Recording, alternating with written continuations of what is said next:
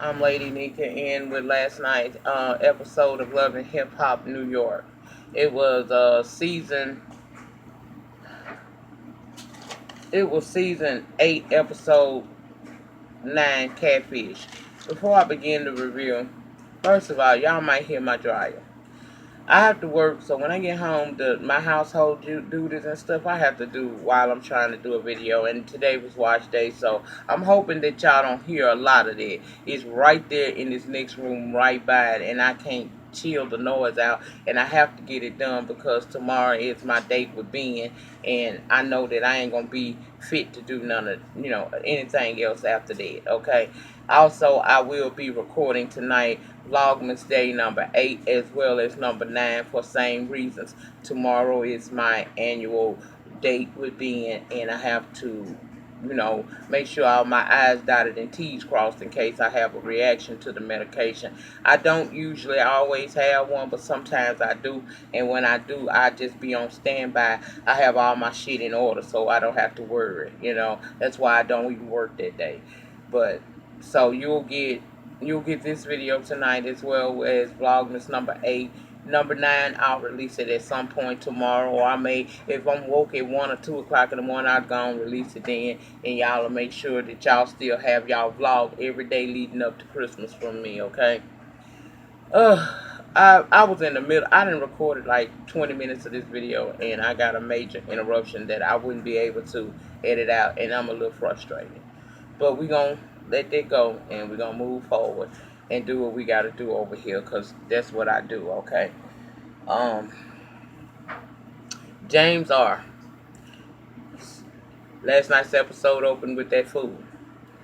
He laying in bed, waking up, and Sophia, the body, has obviously moved in, her and that dog, because she in there cooking breakfast for him.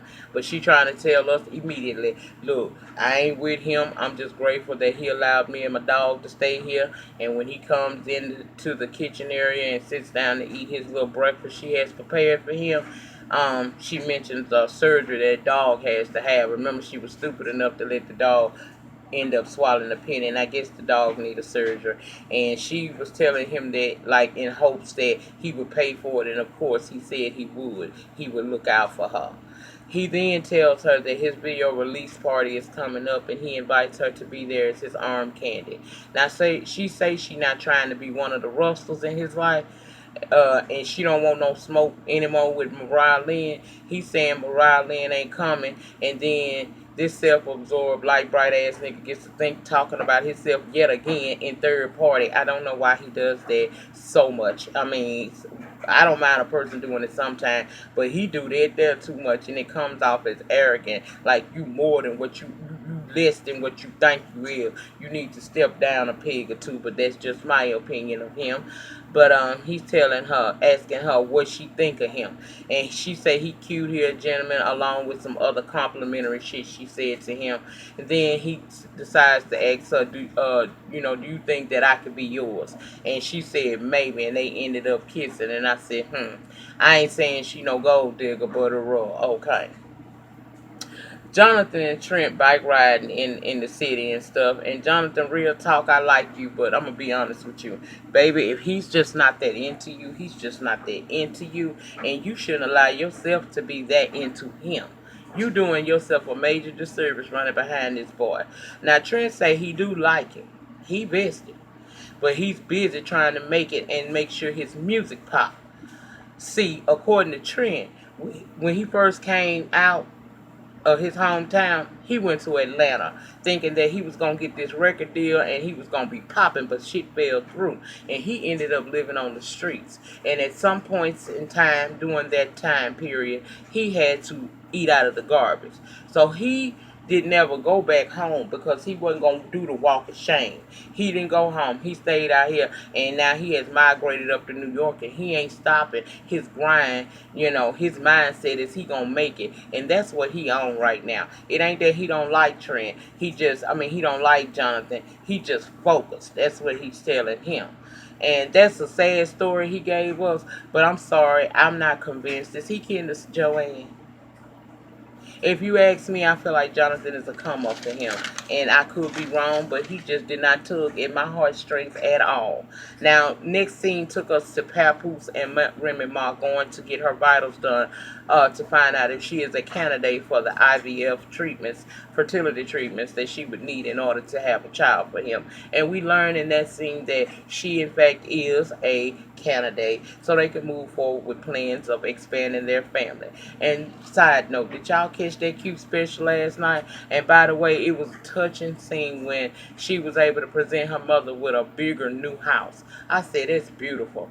You know, I just the whole show was good. These people would make, if they took on a reality show, I would watch it and probably review it, because to me they are the epitome of black love. They ain't faking the funk like they don't have no problems and shit. But at the end of the day, you can tell that he genuinely loves her and it's reciprocated. So I liked the show. Fat Joe was on there and everything. It was real, real nice. I don't blame her for showing love to her mother, because her mother took care of her child them 7 summers and 6 winters. She was spending down there with them 7 winters and 6 summers. She was down there to the prison. So, girl, I enjoyed that. I hope that we get to see more of them and their family dynamics. That was interesting. To me, that was good old TV, as good as you gonna get in this day and age. That was the closest thing to good old TV. Now let's get back to the review of last night's episode of Love and Hip Hop. Juju wants to turn her book into a play, and she meeting up with Safari because she want to know if he would be interested in possibly trying out for a role in it. And of course he is. But he also had made a date to meet up with his mama. So his mama come as his date where Juju is kind of ending his little meeting or whatnot. I don't want to say date and put it out there that they dating, because it ain't what it was. He was having a business meeting, then he had invited his mama. So when Mama Shirley show up, Juju gives her a hug and introduces herself as Juliet, and she gone on and puts the pop on out of there. And Mama Shirley say that's the type of lady you need to have in your life, and I can see it. He do need that type of woman. She do. I ain't saying necessarily Juju, but he do need the type of woman that Juju is, if you ask me. But we shall see. He tell her that that's his homeboy's girlfriend, and they don't have nothing but a friendship, so he can't date her. But he did go on to try to tell her that he dating somebody, and he was talking about Dream Doll. And since I don't do Dream Doll in no kinds of the way, Anais and Jonathan popped up at Trent's studio session, candy in hand, only to find out that he ain't there. Jonathan immediately is pissed off because he feels like Trent is not being honest with him. Anais is telling him to calm down, baby, calm down. He could have went out and got some food or something like that. Jonathan ain't trying to hear that shit, and he asked Anais if this was you and you was me. How would you take it? And she said I would go crazy. Shit, bitch. But that's what I would do. Maybe you don't need to do that. But anyway, she said, shit, I'll go crazy. At least we got some chocolate. Girl, it don't matter as long as we got a meal. I said, yes. I'm starting to soften some. Even though I do not like what she is portraying, that image she portraying on here, a married woman trying to mess around with a man who ain't gonna be no better, ain't gonna at least give you what Ruben then gave you. Ruben gave you a ring and some kids. This man ain't gonna, Richard Doll ain't giving you shit. Hell, he look like he on his damn last leg. So he ain't gonna give you nothing. And if you're trying to cross over into the U.S. charge, this ain't the way to go by being on this show portraying yourself as no cheating ass hoe. That's what I don't like. However, she is funny and she good for TV, a good kiki. So I'm softening some as far as my dislike for her that was on 12, and now it's right back down like to 5. Okay. Jonathan say he's sick of the bullshit. He gonna put his PI cap back on, and he gonna go find out. He digging in some backgrounds. He gonna find out what's up with him. And the first thing that he chooses to do is to set up a Grindr account under the name of Raul and hit up Trent, who ignorant ass was quick to respond. Trent fell for the ultimate okie doke by Raul, aka Jonathan, because he asked for a dick pic and Trent sent that shit to him like it was lickety split quick, okay? Now Raul, aka Jonathan, got a thought going on in his mind, so he tell Trent as Jonathan, I gotta go out of town. But then he get on the computer as Raul and set up a date, ask him to come and meet with him, and Trent dumbass agrees to this meeting.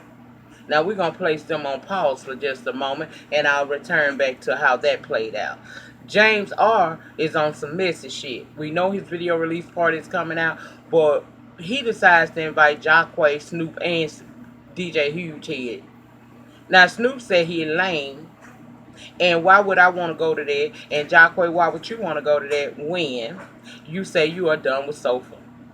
If you done with Sophia, then leave Sophia alone, okay? And I know her name is Sophia, because anybody can sit on that bitch. But anyway,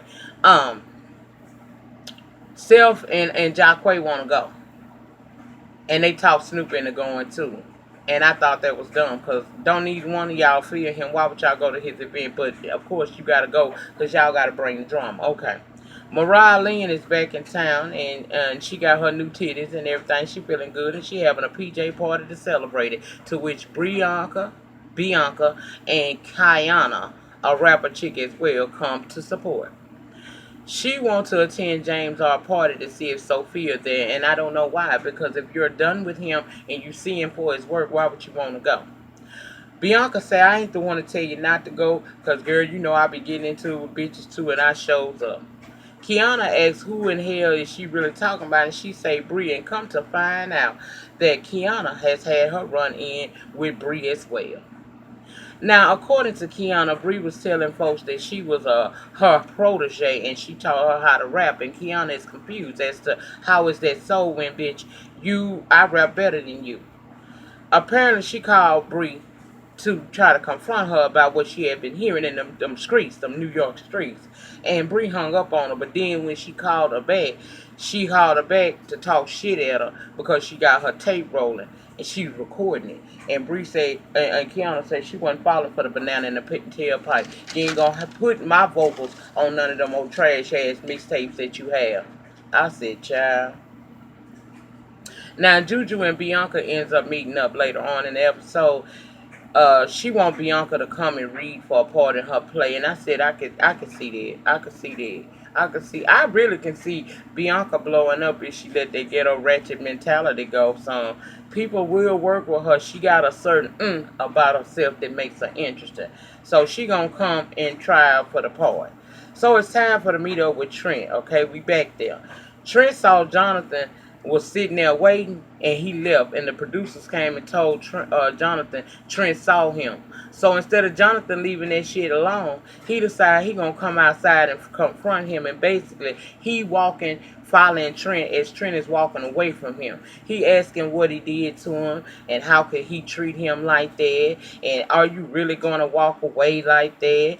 And child, we get to a point where Trent was getting ready to cross the street, and Jonathan said, if you cross that street, we done. And Miss Trent crossed that street, so I guess y'all done. Jonathan, leave this boy alone. It's sometimes the very thing we trying to hold together is what God himself is trying to tear apart, because it's not good for us. So stop trying. But I know next week you gonna be exposed for being married or some shit, so the saga continues. But y'all ain't nowhere in here I would be making myself look a damn fool on this TV show. You ain't had to look no fool on K. Michelle. Why the fuck is you looking a fool for Mona? But that's what Mona do. Okay. Love thyself and still be fabulous without him. Now, Mona, you like these church scenes, I see. I see you like to rent out these churches, because that's the site of Juju's auditions. And Bianca come, she read the part, and I feel that she can do it. And so does Juju, and so does the acting coach that's there. They tell her that, they basically saying with a little acting coaching, a little acting lessons and stuff, and some coaching, she can do well. Then Safari comes in, he auditions for his part, and he kills it. He was a natural at it. Juju talks with her acting coach later on, and we find out that her and Cameron haven't been spending much time together, and Juju's at that point, she feel like they are growing apart. I guess this is building up to them announcing on the show that they ain't together, because we know they ain't. Now let's go over to James R event, because Sophia not there yet, and he welcomes Graf with his sex ass and tell him that he waiting on Sophia. And Graf was like, wait a minute, I thought that was Jacquay's lady. He said, no. She with me now. So, of course, James got to get on the mic to make his introductions and thank people and things like that. And he said that Sophie is not there yet. And Jacquay yells out in the crowd, "Where she at though?" He ignores it and begins to play the video, and it was not the tea to me. It wasn't nothing I would watch again. But as the scene, he tells, as the scene comes up where James is kissing all on Sophia, he tells Jacquay to pay attention to that part, and that only explains to Jacquay further why Sophie or Sofa did not want to tell him what she was doing this video with James, cause he all over her and shit, like soft porn and shit. Okay, yeah. Well, instead of him leaving it at that and enjoying his event, he want to show out, and he come off the stage, mic in hand, daps Graf yet again for no reason other than show out purposes, and tells him, "You my dude, but you keep hanging with ops." And Snoop already wasn't here for the bullshit, didn't want to be at this event, so she jumps in her feelings immediately and asks him who the hell he think he talking to. James told her that she needs to stay out of it because this is something she not a part of, and Snoop walked up to him calling him lame and a clown, and I don't know who touched who, but he ended up pushing her ass, and of course security immediately swarms in and trying to keep them apart. James said she touched him first, his jacket to be exact, and she said, "Fuck your jacket." Then James, instead of leaving it at that, continues his saga, because now he gets on the mic and says if anybody want it, they know what's up, and call Jacquay out. And him and Jacquay arguing and shit, and that's pretty much where it ended off at. The only problem I had with that scene is it did kind of look like Snoop touched him first. And this is my thing. At the end of the day, I don't give a fuck what you think you is, you still a woman. And I tell women all the time on this channel, and I will tell your ass this too, and anybody else that's listening, women, stop running up on these men, because they will not, they ain't gonna stop to beat your ass. Some of them ain't gonna give a damn about you being a woman up under the facade that you putting out for the public. You shouldn't have put your hands on it. But James, you a bitch boy. Because even if she did, she touched you. I didn't see her hit you. And if she touched you, you're a real bitch if you can't take that. And that's all I have to say about last night's episode. Y'all get in the panic. If I left anything out, the conversation can always continue down there.